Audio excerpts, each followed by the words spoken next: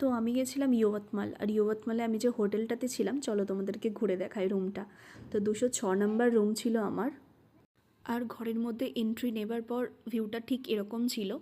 আর এই যে সামনেই ছিল ওয়ার্ড্রপ, ঘরের মধ্যে এন্ট্রি নেবার পরেই সামনেই একদম। তো এখানে একটা লকারও ছিল, যেখানে ইম্পর্টেন্ট ফাইলস, টাকা পয়সা রাখার জন্য বেসিক্যালি। তো ড্রয়ার্সও ছিল আলমারির মধ্যে, ইভেন মিররের এখানেও ড্রয়ার্স ছিল।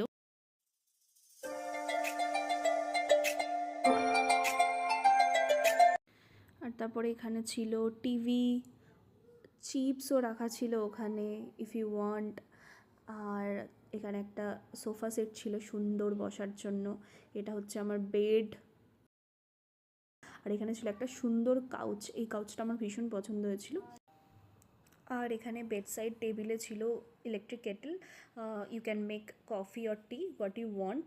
যেহেতু আমরা সন্ধ্যেবেলা চেক ইন করেছিলাম, তো চেক ইন করার পর অর্ডার করে নিয়েছিলাম ফ্রেশ হয়ে crispy chilli baby corn, French fries and soup. আর ব্রেকফাস্টের জায়গাটা ছিল আমার সব থেকে ফেভারিট, কারণ একদম টপ ফ্লোরে ছিল ব্রেকফাস্টের জায়গা। আর জায়গাটা জাস্ট দেখো, এত দারুণ লেগেছিল আমার। একটা স্মুথ সুদিং একটা মিউজিক চলছিল, আর এরকম একটা জায়গাতে বসে আমি ব্রেকফাস্ট করছিলাম, মানে জাস্ট অসাধারণ ছিল সকালটা। আর তারপরে ওখান থেকে আমরা চেক আউট করে নিয়েছিলাম, চেক আউট করে বেরিয়ে গেছিলাম। বেসিক্যালি আমার সাথে আমার আরও 4জন কলিগস ছিল। আমরা তারপরে রওনা দিয়েছিলাম ওখান থেকে, কিছু কাজ ছিল ওগুলো করে আমরা চলে এসেছিলাম নাগপুর।